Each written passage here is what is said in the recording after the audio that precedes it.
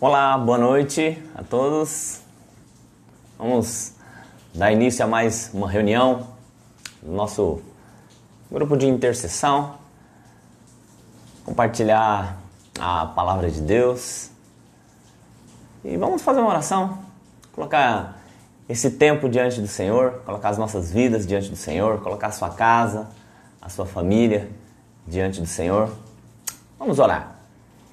Senhor, obrigado por esse tempo, obrigado pela tua graça, pelo teu cuidado, pelo teu amor. Nos colocamos à tua disposição. Eu clamo que o Senhor esteja abençoando cada casa, cada família, cada lar, cada um que estiver nos acompanhando, que a graça do Senhor esteja sobre cada vida, meu Pai. Que esse tempo que vamos passar aqui seja um tempo bom, um tempo de edificação, um tempo de crescimento e que o teu nome seja glorificado através das nossas vidas. Obrigado pela chuva que o Senhor nos mandou para regar a terra, para nos refrescar. Sabemos que o Senhor tem o controle de todas as coisas e essa chuva, pela permissão do Senhor, também é prova de que o Senhor nos ama, é prova do cuidado que o Senhor tem tido para com as nossas vidas. Nós te louvamos nessa noite, coloca anjos aqui para nos guardar, guarda cada casa, cada lar e que a mão poderosa do Senhor seja sobre as nossas vidas, em nome de Jesus. Amém. Glória a Deus. Amém. A gente estava falando nesses últimos dias sobre a personalidade, né? Falamos sobre as mudanças da personalidade, como que ela é dinâmica, questão do temperamento, a influência dos modelos de autoridade sobre a nossa personalidade, a formação da personalidade de cada um. Mas hoje eu decidi suspender um pouco esse estudo nosso da personalidade e compartilhar algo que Deus tem falado ao meu coração nesses últimos dias, através da palavra do Senhor. O nosso grupo de intercessão, o próprio nome diz, né, intercessão, pessoas que oram, que intercedem, mas a intercessão ela abrange algumas áreas espirituais, áreas de cura, áreas de libertação. Sabemos que Jesus já levou na cruz todos os nossos pecados, pelas suas pisaduras nós fomos sarados, mas nós entendemos que a cura, que a libertação, em alguns casos, é um processo.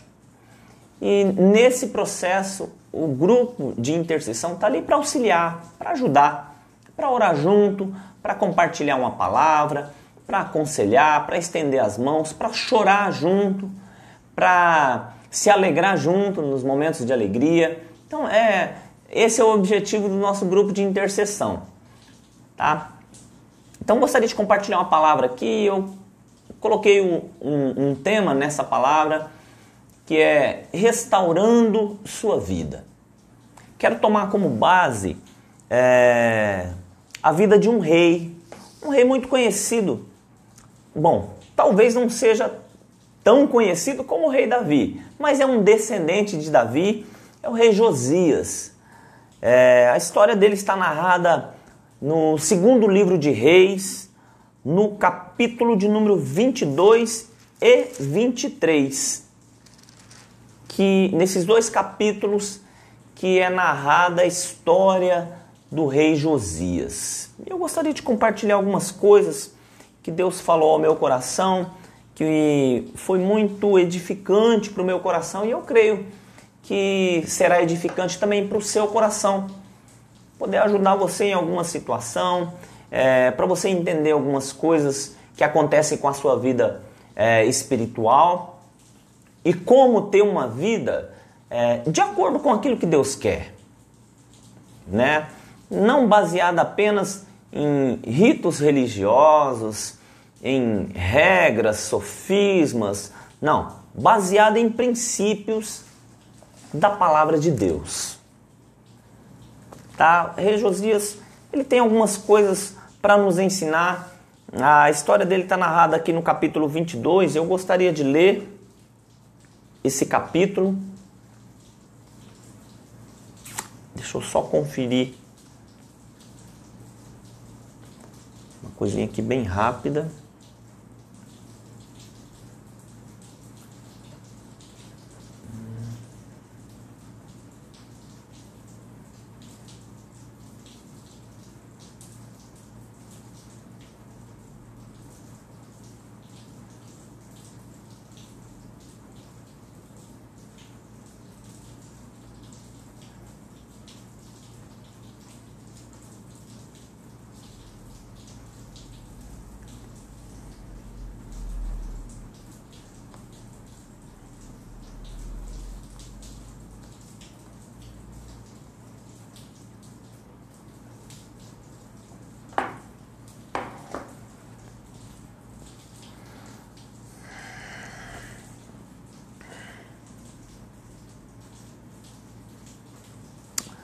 Vamos lá, capítulo 22, segundo livro de Reis, começa assim o texto.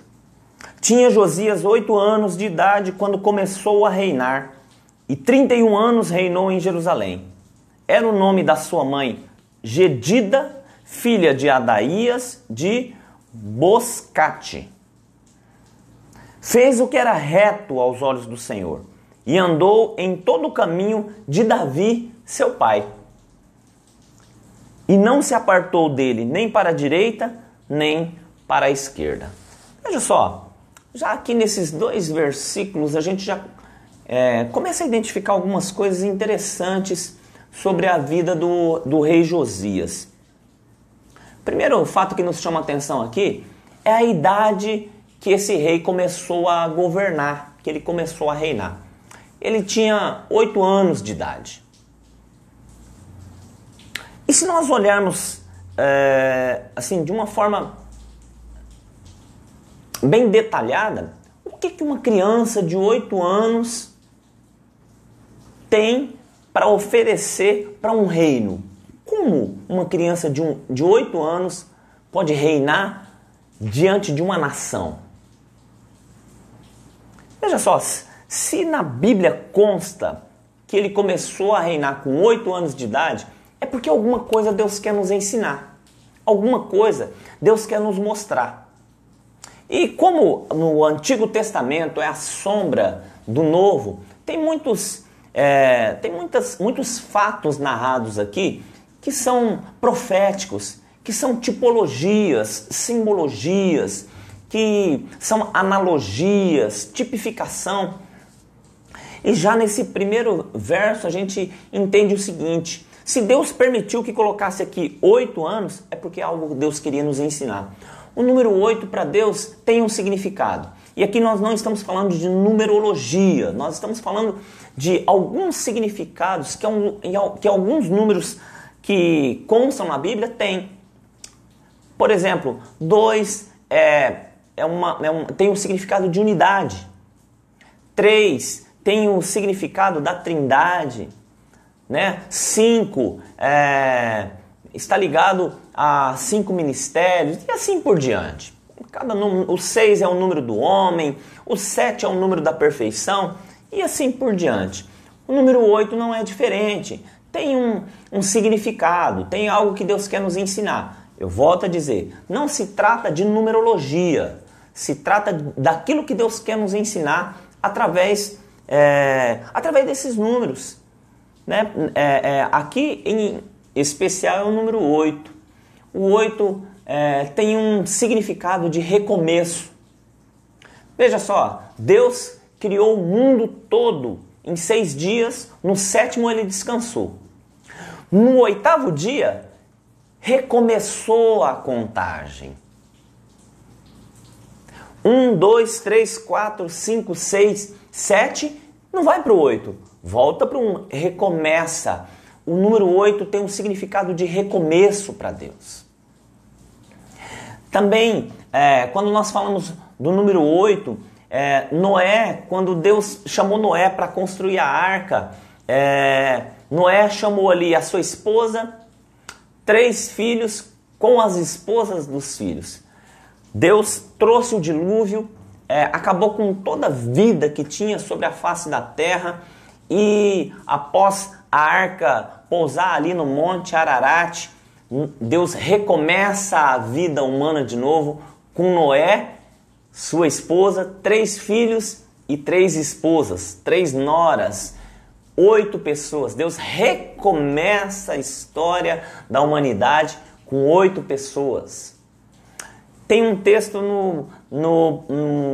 em João, se eu não me engano, em João, no capítulo 20, após a ressurreição de Jesus, Jesus aparece para alguns discípulos e em determinado momento ele entra em uma casa, ele aparece ali, mas está faltando um discípulo, que é Tomé.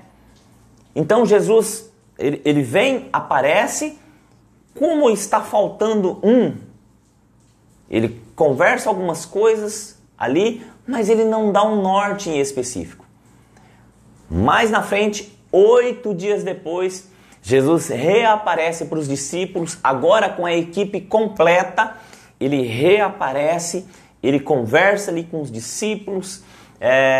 Tomé até tem dúvida se realmente era Jesus. E Jesus, coloca o dedo aqui na minha lateral para você ver que foi onde eu fui ferido. Coloca o dedo aqui onde os cravos foram cravados. E ali Jesus dá um norte, porque a equipe toda está completa, e ele faz isso 8 dias após ele ter aparecido pela primeira vez. Ou seja, ele suspende e recomeça a história com 8 dias depois. Então, o número 8 significa recomeço. E aqui a gente já aprende algumas coisas. Josias fez grandes restaurações na terra de Israel, principalmente na cidade de Jerusalém e no templo do Senhor.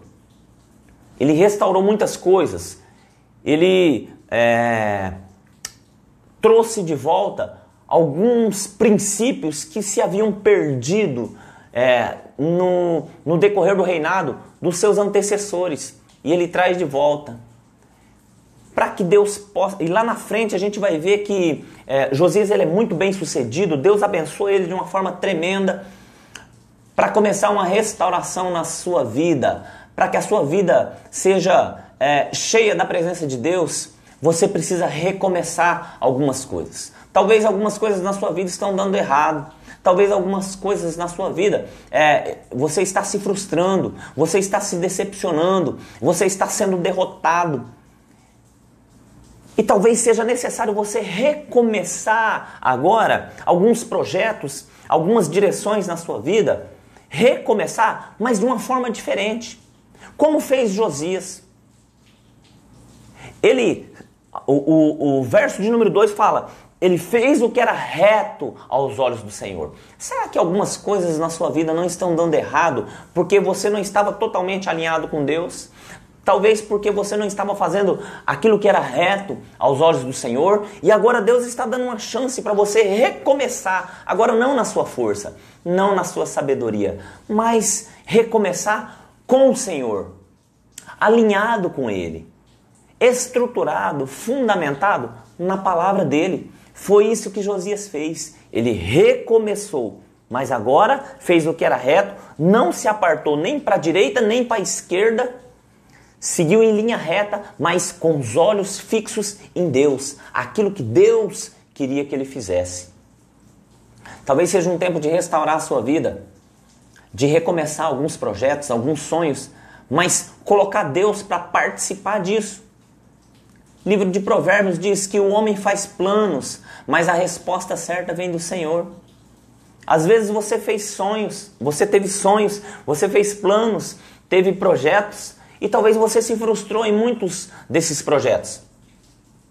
E agora é o momento de recomeçar. Mas recomeçar da forma certa. Recomeçar com o Senhor. Coloque Deus na sua vida. Coloque Jesus na sua vida. Recomece algumas coisas, mas convide Jesus para participar.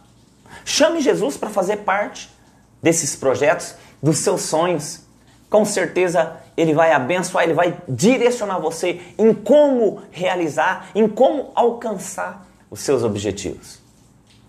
Outro fato interessante aqui no livro de Reis sobre a vida de Josias, no verso 3 diz assim: no 18º ano do rei Josias, o rei mandou o escrivão Safã, filho de Azalias, filho de Mesulão, à casa do Senhor.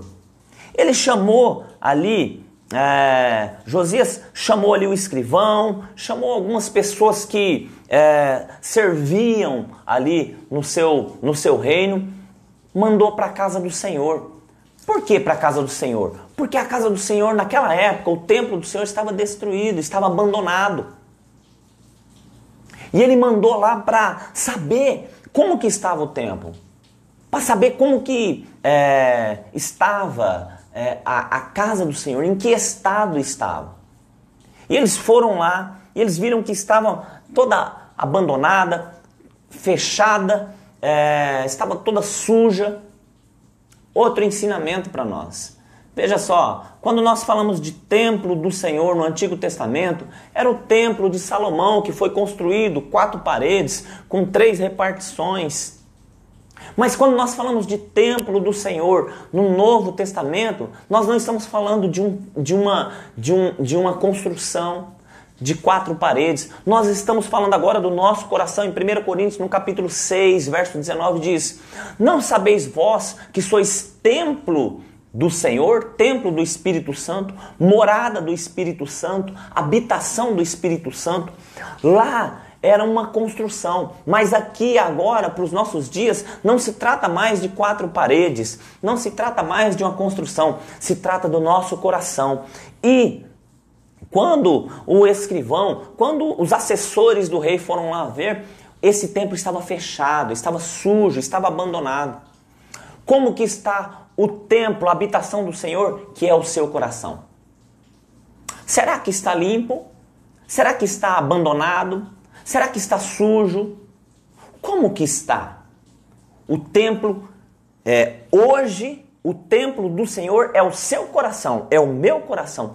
Como que está o nosso coração? Naquela época, o templo, a construção estava fechada, abandonada, toda suja, ninguém se utilizava mais daquilo. Por quê? Porque os reis anteriores não mais adoravam a Deus, não mais prestavam culto a Deus, mas eles faziam outras coisas abomináveis. E Josias ficou sabendo disso, ele mandou ir lá no templo. Abre as portas do templo, nós vamos restaurar a casa do Senhor. Hoje, não se trata mais de uma construção, mas o nosso coração. E Deus está querendo, da mesma forma que Josias fez lá atrás, restaurando um templo, uma construção, hoje é tempo de nós tomarmos uma decisão e restaurar o templo, a habitação do Senhor, que é o nosso coração. Como que está o seu coração? O que te motiva? O que te impulsiona? Quando você está fazendo alguma coisa que você faz no seu cotidiano, qual que é a motivação do seu coração? Mas, quando você faz algumas coisas para ajudar as pessoas, com qual objetivo você faz isso? Talvez uma cesta básica, talvez visitar o órfão, a viúva, uma entidade beneficente, talvez dar um prato de comida. Quando você faz isso, talvez orar por alguém, conversar com alguém, ajudar alguém de alguma forma. Quando você faz isso, qual a sua motivação? Qual a motivação do seu coração? Será que você faz isso para ser aplaudido? Para ser reconhecido, para as pessoas te elogiarem, para massagear o seu ego, para talvez tirar de você um sentimento de culpa por você estar longe do Senhor? Por que você faz aquilo que você está fazendo? Como que está o seu coração? E olha que interessante, no verso de número 8, diz assim: o sumo sacerdote Ilquias, quando ele foi com o escrivão Safã era o nome do escrivão, lá no templo que estava fechado, e eles olharam, viram que estava sujo, abandonado. Olha só que interessante, o verso 8 diz assim: achei o livro da lei na casa do Senhor. O livro da lei. Qual é esse livro da lei? Naquela época não era uma Bíblia assim como nós temos hoje, com 66 livros. O livro da lei, na época, eram os livros que foram escritos por Moisés, principalmente os 5 primeiros livros da Bíblia, que nós chamamos de Pentateuco: Gênesis, Êxodo, Levítico, Números e Deuteronômio. Principalmente esses livros. A lei mosaica, os mandamentos que Deus escreveu com o dedo dele e entregou para Moisés, as 613 leis judaicas, mosaicas, que Deus ditou e Moisés escreveu, eram essas leis. Foi isso que o sacerdote Ilquias achou naquele templo abandonado, naquele templo que estava fechado. Se Deus visitar o seu coração hoje, nessa noite, o que ele vai encontrar? Será que ele vai encontrar alguma coisa que diz respeito à palavra de Deus? Será que em algum momento você ouviu a palavra de Deus, guardou no seu coração, mas você esqueceu dessa palavra? Talvez alguma promessa que Deus fez para você e você engavetou ali, ficou guardada e nunca mais você tocou no assunto. E agora, um tempo de restauração, um tempo de fazer uma limpeza no templo, que é o nosso coração. Será que não vamos encontrar alguma palavra de Deus, da Bíblia, no seu coração que está escondida, que talvez você tenha ouvido de alguém, do seu pai, da sua mãe, dos seus avós, do seu tio, de um amigo, de um pastor, talvez na rede social, talvez em um rádio, não sei, mas de alguma forma você tem ouvido e guardou aquilo ali e nunca mais você tocou no assunto e a sujeira está em cima dessa palavra, dessa promessa, dessa direção de Deus para a sua vida, talvez por fazer muito tempo, talvez ficou abandonado ali em um lugar fechado e você nunca mais tocou nesse assunto. Eles acharam o livro da lei. E é tão interessante que Josias, ele chama ali o sacerdote, o escrivão, e eles começam a ler para Josias o livro da lei. E ele fica espantado. Meu Deus, tudo isso que está escrito aqui é verdade? Eles dizem, é o livro da lei, meu rei. É verdade. Agora veja só, sabe o que ele percebe? Nós estamos fazendo tudo errado então. O comportamento que nós estamos tendo está totalmente contrário àquilo que Deus ordenou na sua palavra, no livro da lei. Ele reconhece que eles estavam agindo de forma errada. Como que está o seu comportamento, a sua vida nos dias de hoje? Será que está de acordo com a palavra de Deus? Será que está de acordo com o livro da lei? Josias reconheceu que as atitudes que eles estavam tendo, o tipo de vida, o estilo de vida que eles estavam tendo, estava totalmente em desacordo com a palavra de Deus. Como que está a sua vida? Está alinhada com a palavra de Deus? Está em acordo com aquilo que Deus quer para a sua vida? Vou dar um tempo para você pensar e analisar como que está a sua vida.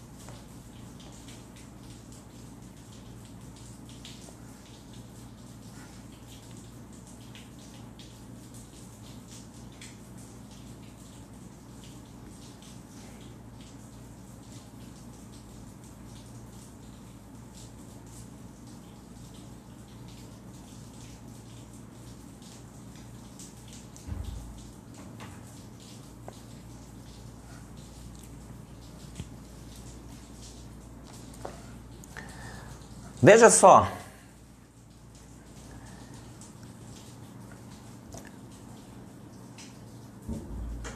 Josias teve coragem. Ele percebeu que ele estava desalinhado com o livro da lei. E ele resolveu fazer uma restauração. Ele resolveu restaurar tudo. Ele resolveu fazer uma reforma. E Josias... acontece um fato interessante. Apesar dele ter 8 anos de idade, aqui ele já, quando ele resolve, ele já tinha crescido, ele já tinha ali seus 20 e poucos anos, mas uma coisa interessante, Josias sempre tinha um conselheiro, um sacerdote que orientava a sua vida.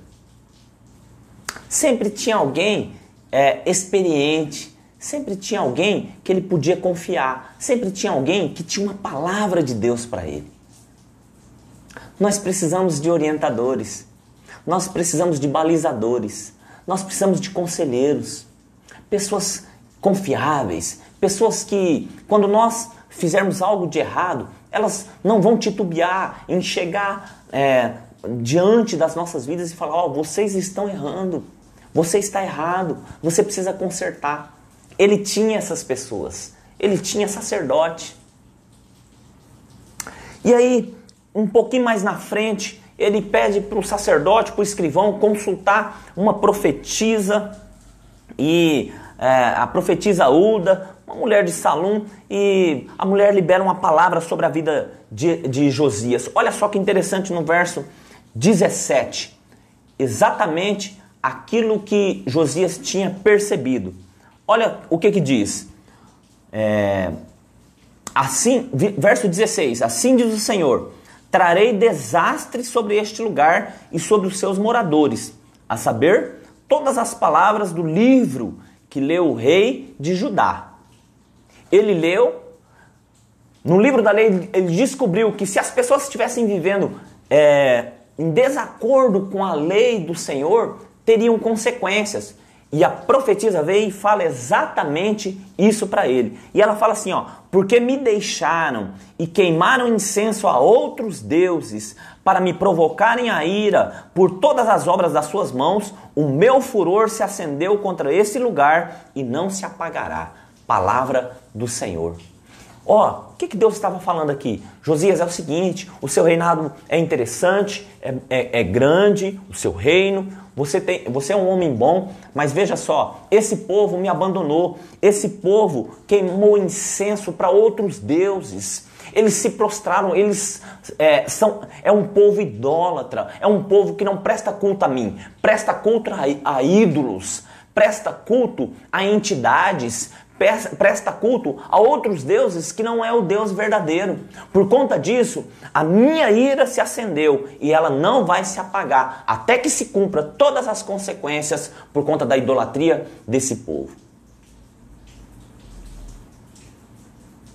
Ali Josias, ele olha e percebe o seguinte, que realmente eles estavam errados e eles precisavam fazer alguma coisa para aplacar essa ira. E ele começa a ter algumas atitudes e aí Deus fala algo interessante para ele na sequência, através dessa própria profetisa. No verso 19 diz assim, ó, visto que o teu coração se enterneceu e te humilhaste perante o Senhor, quando ouviste o que falei contra este lugar e contra os seus moradores, que seriam para assolação e para maldição, e rasgaste as tuas vestes, e choraste perante mim, também eu te ouvi, diz o Senhor. Pelo que eu te recolherei a teus pais, e tu serás recolhido em paz à tua sepultura. Sabe o que Deus falou para ele?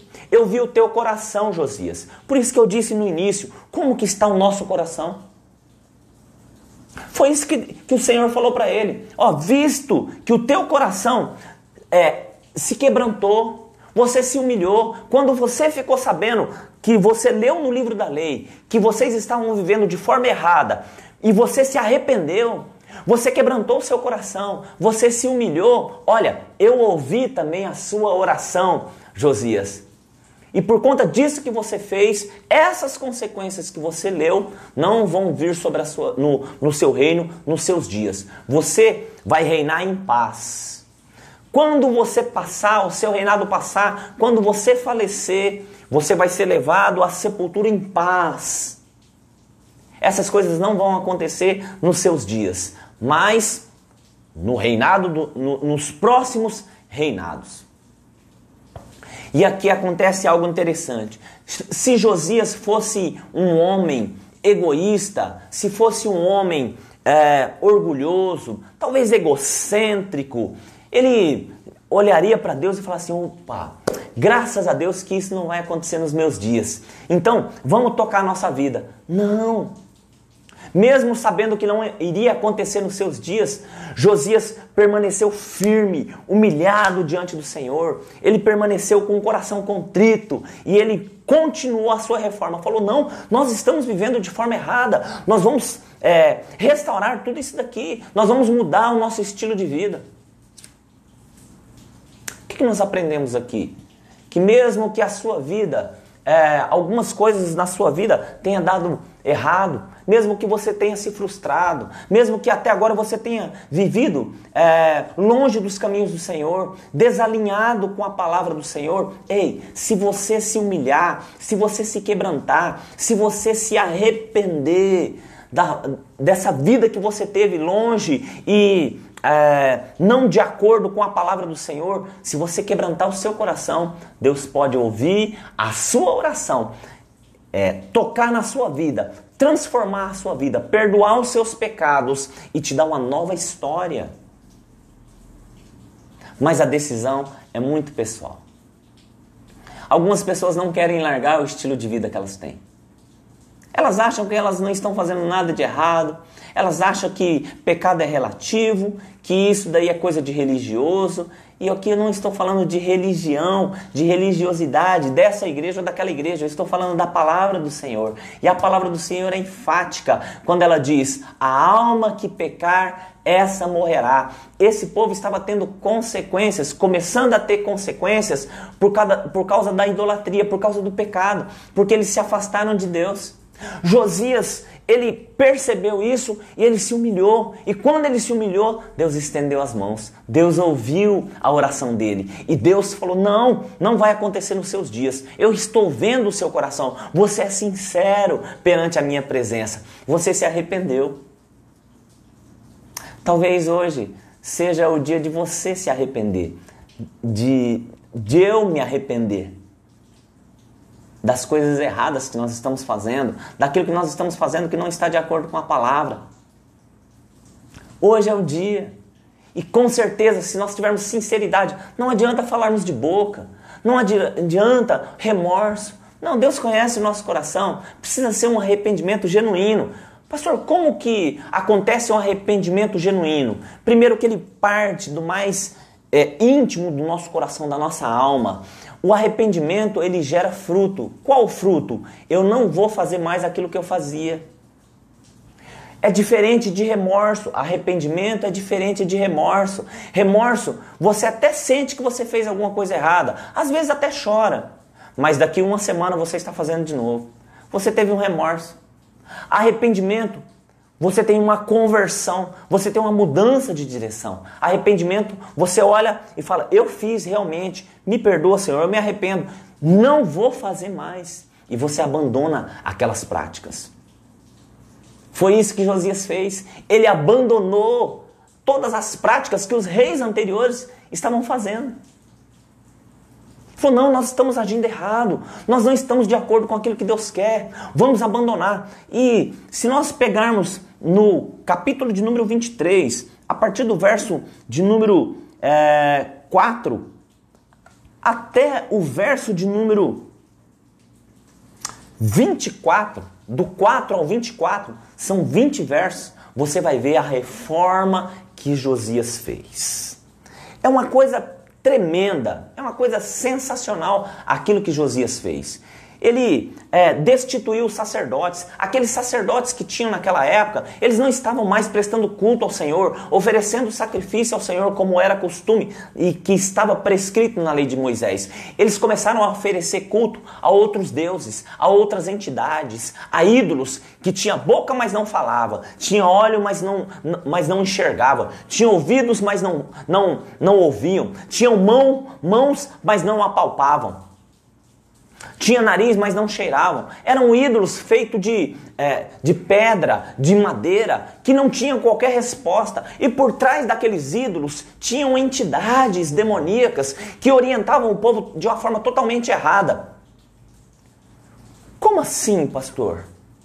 Entidades demoníacas que agiam por trás daqueles ídolos,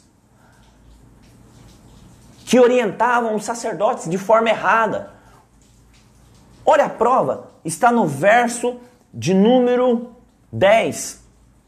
Ele fez várias reformas, Josias. Derrubou casas de prostitutos cultuais. Ele destituiu os sacerdotes. Ele derrubou altares que eram feitos de madeira, de pedra. Ele derrubou tudo isso porque não estavam adorando ao verdadeiro Deus. E a prova de que tinha entidades que orientavam o povo de forma errada está no verso 10. profanou a Tofete. Ele profanou, ele derrubou, ele destruiu a Tofete, que está no vale dos filhos de Inom, para que ninguém fizesse passar o seu filho ou a sua filha pelo fogo a Moloque. Moloque era uma entidade, era um deus daquela época, com D minúsculo, um ídolo, ao qual o povo oferecia os seus filhos queimados. Em contrapartida, esse Moloque, essa entidade demoníaca, através dos seus profetas, dos seus sacerdotes, eles falavam que o povo ia ter prosperidade, que o povo ia ter fertilidade. Um absurdo. Eles queimavam os seus filhos em troca de fertilidade e em troca de prosperidade. Josias derrubou tudo. Josias acabou com tudo. Esse altar de Moloque, só para você ter uma ideia, no Vale dos Filhos de Inom, Tofete, existiam alguns bumbos de músicas, né, que eles batiam, né, tinha um som muito grave. Tinham vários tipos de tofetes. E como que eles usavam isso? Esse Moloque era uma entidade que ele ficava sentado com os braços estendidos, e embaixo desses braços tinha um braseiro.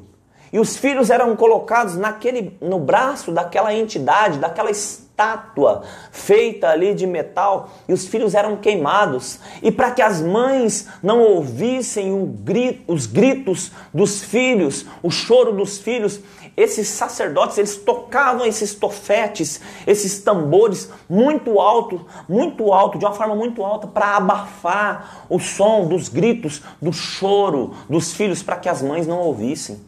Um absurdo, uma coisa horrenda. E Deus olhando tudo isso. Às vezes as pessoas poderiam pensar: nossa, mas Deus não está vendo isso. Aonde está Deus? Deus estava vendo. E ele liberou uma palavra dizendo: vão ter consequências porque estão fazendo isso. Josias derrubou tudo. Josias restaurou tudo. Profanou também os altos que estavam de frente de Jerusalém. Eram feitos altares para outras entidades. Josias derrubou tudo. Josias extirpou a idolatria. Outra coisa que Josias fez de interessante, no verso 24 diz: Josias também aboliu os adivinhos, os feiticeiros, os ídolos e todas as abominações que se viam na terra de Judá e de Jerusalém. Ele acabou com os adivinhos e com os feiticeiros. Por quê? Porque eles não estavam invocando o verdadeiro Deus, estavam invocando entidades.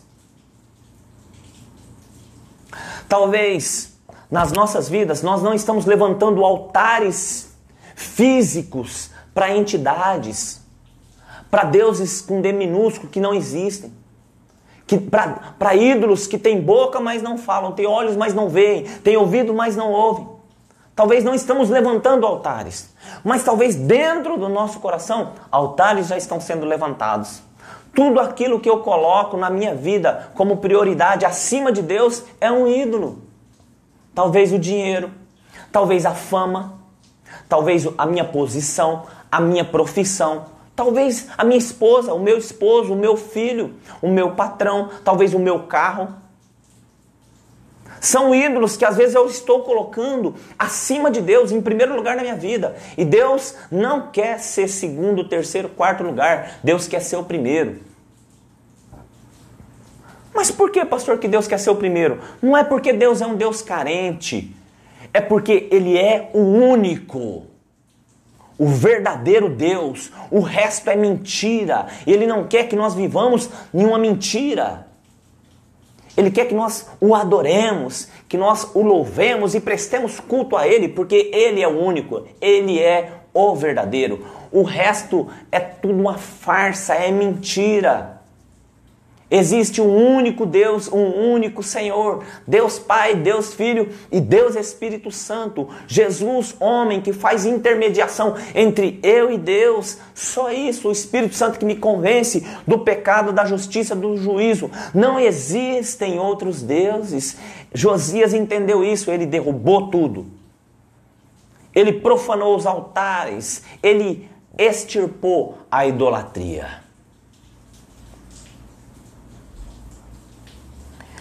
No capítulo de número 23, o verso 3, fala uma coisa interessante. Olha só, o rei se pôs em pé junto à coluna e renovou a aliança perante o Senhor.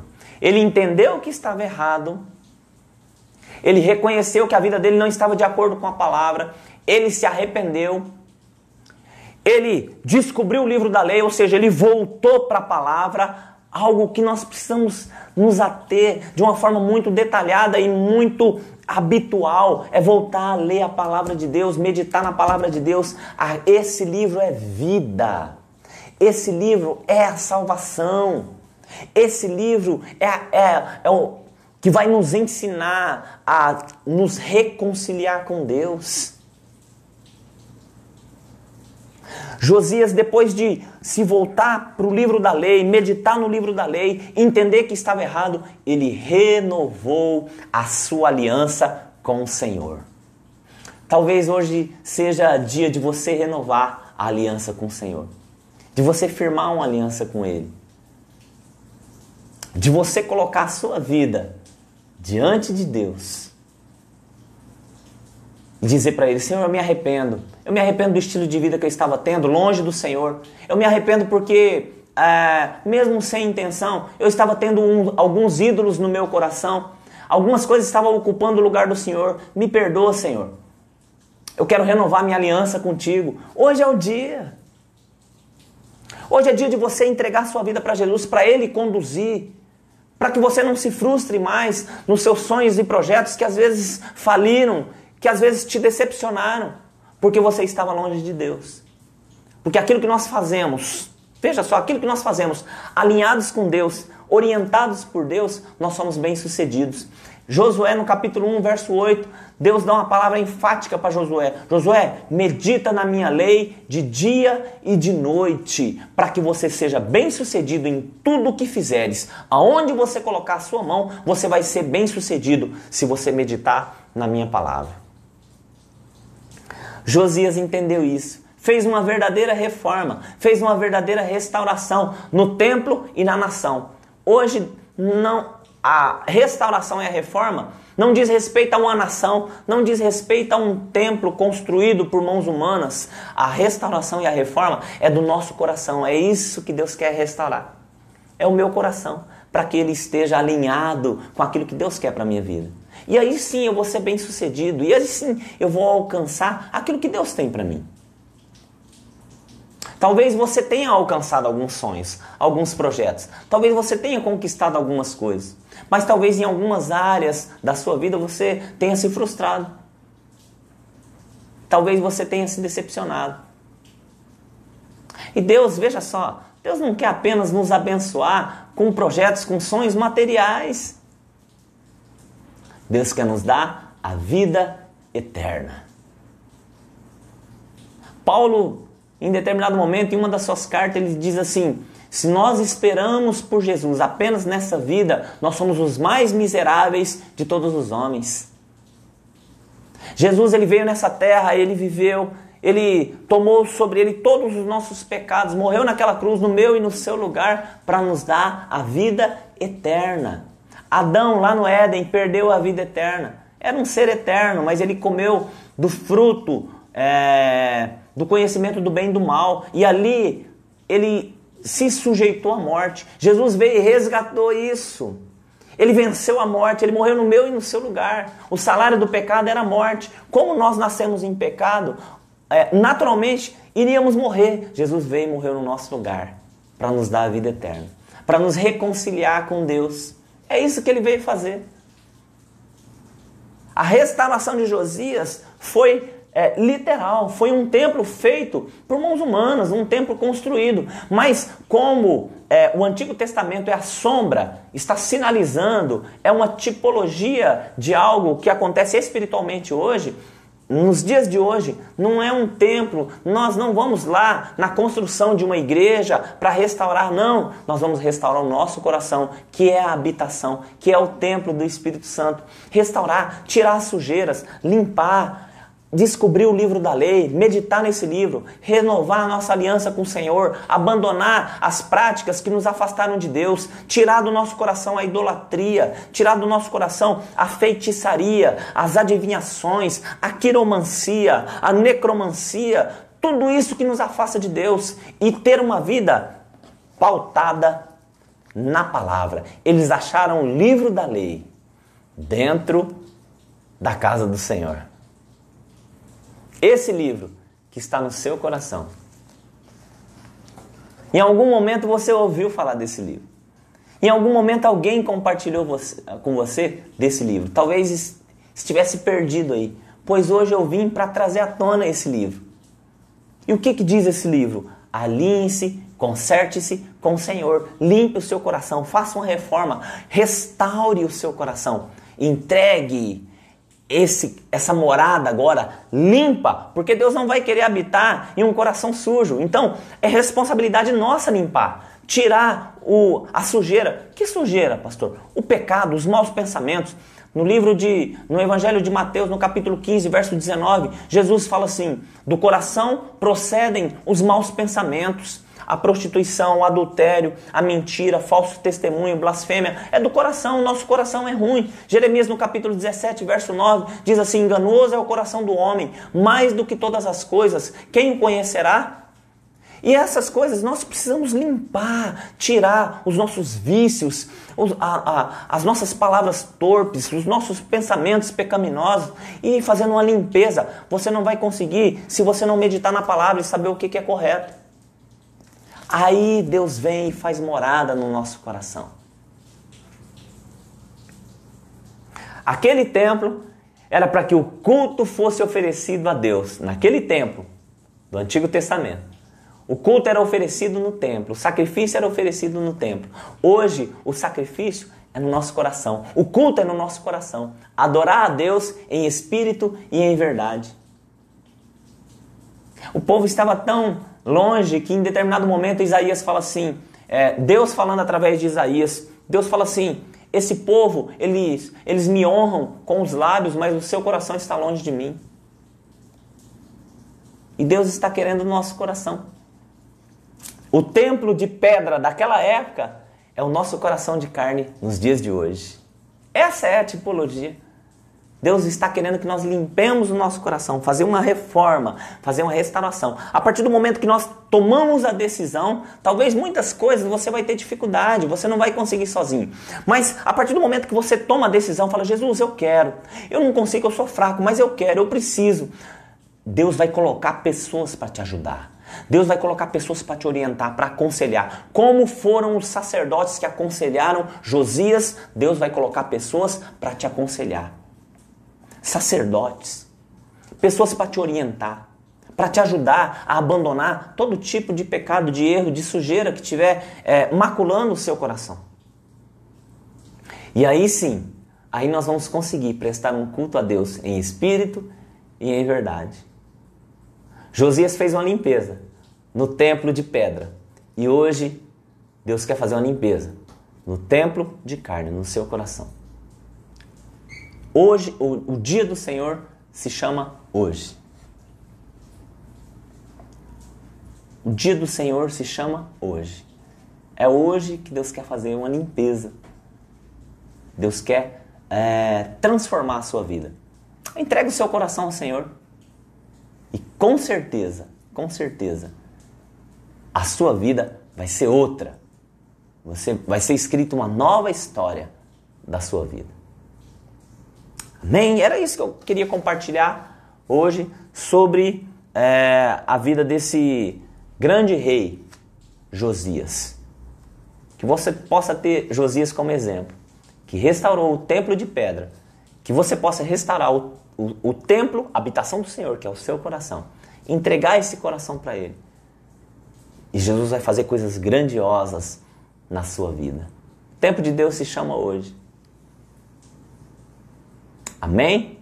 Que Deus possa abençoar a sua vida. Veja só,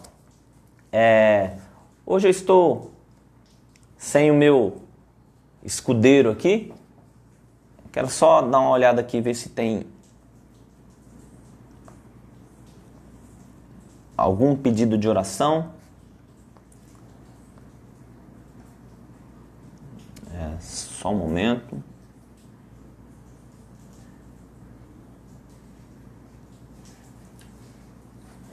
Lucineide, oração pela saúde da minha mãe. Lucineide.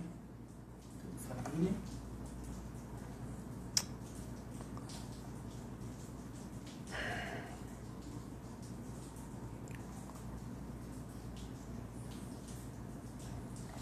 Se alguém quiser falar já. Se alguém quiser, mais alguém quiser oração, a gente vai orar. Eu vou orar por essas pessoas que comentaram aqui, ó. A Graci, Maria das Graças, minha prima. A Lucineide pediu oração pela mãe e pelo pai e toda a família. Vou orar pela minha tia Eunice. Ei, glória! A tia Eunice passou por um procedimento recentemente, né? E graças a Deus deu tudo certo, a gente orou. Tia, nós oramos pela senhora, tá? Vamos orar pela tia Anice, pelo tio Zé. Vamos orar pela irmã Aparecida e os filhos dela. Vamos orar também pela Dilma Reis, que está nos acompanhando. Ela está pedindo oração por uma amiga dela, a Carol Basto. E por mim também. Vamos orar pela Dilma, pela Carol. Vamos orar também pelo Hernandes Matiel. Nosso amigo Hernandes Matiel, lá de Três Lagoas. Vamos orar pelo Fabrício também. Ele pediu oração pela empresa dele, pela Lan House. Vamos orar. Vamos orar também. Teve mais alguém aqui que colocou. Também quero oração. Estou em Ribeirão Preto. Deixa eu ver quem que é. Vamos orar pelo Idemar. A Dilma. O Hernandes quer oração também, Nando. Vamos orar pelo Hernandes também. Eu quero orar também pelo meu amigo José Jovino, pelo Orlando, que está lá em Rondonópolis. Quero orar pelo meu amigo Anderson, que está em Hortolândia. Eu quero orar pelo meu tio Gerson, pela tia Vera, pelo Gabriel, meu primo, pelo Eduardo, um outro primo que está em Florianópolis. Pela família da Janaína Fernandes. Família da Janaína Fernandes também, que está com a gente. Glória a Deus. Deus abençoe a sua família. Vamos orar pela família da Janaína Fernandes. Eu quero orar também pelos meus primos, meus tios lá do Pernambuco, lá onde está a Graci. Quero colocar minha mãe também em oração, meu sogro Osvaldo, minha sogra Nésia, e colocar a sua vida diante do Senhor também. Vamos orar pela sua vida, que Deus possa tocar no seu coração, possa te encher de alegria, te encher de paz, que você tenha uma semana abençoada. Vamos colocar as nossas vidas diante do Senhor. Vamos orar. A minha fé com a sua fé pode tocar no coração de Deus, no sentimento de Deus hoje, e Ele estender as mãos dEle e transformar a história da sua vida. Amém? Vamos orar? Senhor, nós te louvamos nessa noite. Te agradecemos por esse tempo, um tempo tão precioso na Tua presença. Obrigado por cada um que nos acompanhou, por cada vida que está nos ouvindo. Que a Tua palavra possa achar guarida em cada coração, meu Pai. Que cada um que nos ouviu possa ter entendido a Tua palavra, possa, Deus, ter um posicionamento, tomar uma decisão hoje de fazer como Josias, restaurar o seu coração e entregar o seu coração ao Senhor, porque o Senhor sabe cuidar de nós. Eu quero colocar cada uma dessas vidas que nós falamos aqui, Deus, diante da Tua presença, cada uma dessas vidas, a Lucineide, meu tio João, Deus, minha tia, a Graci, quero colocar a minha tia Nice, meu tio José, eu quero colocar a irmã Aparecida com seus filhos, a Dilma com a sua amiga Carol, quero colocar o Hernandes, meu amigo Hernandes, o Idemar, quero colocar também, Deus, a vida da Janaína Fernandes, a sua família, quero colocar, Deus, o Vinícius, quero colocar o Jorge, a Daniela, nossos irmãos amados, que a mão poderosa do Senhor esteja sobre eles. Também quero colocar, Deus, a Ivone, Deus, todas essas vidas eu quero colocar diante do Teu altar. Por favor, meu Rei, estenda as Suas mãos, abençoe. Aqueles que precisam de cura, que o Senhor esteja curando. Aqueles que precisam de um milagre, que o Senhor esteja manifestando o teu milagre. Aqueles que precisam, Deus, ó Pai, de um renovo, que o Senhor esteja renovando os seus corações, renovando as suas vidas. Aqueles que precisam, Deus, ó Pai, de uma porta de emprego aberta, que o Senhor abra uma porta, Pai, para que as famílias sejam sustentadas e providas pelo Senhor. No nome de Jesus, nós te louvamos, Pai. Nós te agradecemos. Nós declaramos que só o Senhor é o Rei das nossas vidas. Só o Senhor é o Deus das nossas vidas. Nós não queremos nenhum outro Deus. Só o Senhor. Jesus, obrigado, porque o Senhor morreu naquela cruz a nosso favor, levou todos os nossos pecados para nos dar a salvação e a vida eterna. Nós te louvamos, nós te bendizemos. Eu abençoo cada casa, cada lar, cada pessoa que nos ouviu. Eu abençoo em nome do Senhor Jesus. Amém e amém. Amém? Deus abençoe a sua vida. Eu quero te dizer que a semana que vem, na segunda-feira que vem, nós vamos retornar com o nosso estudo da personalidade, tá? Hoje Deus me deu uma direção para eu falar sobre Josias, sobre a restauração do nosso coração, mas a semana que vem a gente volta com o estudo da personalidade, tá? As muralhas ali que são construídas para proteger algumas feridas e acaba nos protegendo também da presença de Deus. Segunda-feira que vem nós voltamos com o nosso estudo da personalidade. E eu quero fazer uma propagandinha da nossa caneca. Tá? Olha só, Be Amém, seja homem. 1 Coríntios 13:11, quando eu era menino, eu cogitava das coisas de menino, mas quando me tornei homem, parei com as coisas de menino. Meninos fazem contas, mas quem pagam as contas são os homens, são adultos. Meninos fazem boletos, mas os adultos pagam os boletos. O homem, ele assume uma família, ele cuida da esposa, ele cuida dos filhos, ele assume o seu papel de sacerdote do lar. Seja homem. É um ótimo presente para o seu esposo, para o seu namorado, para o seu noivo. E às vezes também tem algumas irmãs que já compraram também, para tomar um chazinho, para tomar um leitinho, tá? R$30 e você vai estar abençoando o nosso ministério, tá? O nosso ministério de intercessão. A gente teve essa ideia, assim, veio de Deus, para não ficar pesado para as igrejas quando a gente vai pregar em algum lugar, a gente vai ministrar em algum lugar, para não ficar pesado. Então, o investimento nessas canecas vai ajudar o nosso ministério, tá? R$30. Deus abençoe a sua vida. Obrigado por você ter nos acompanhado.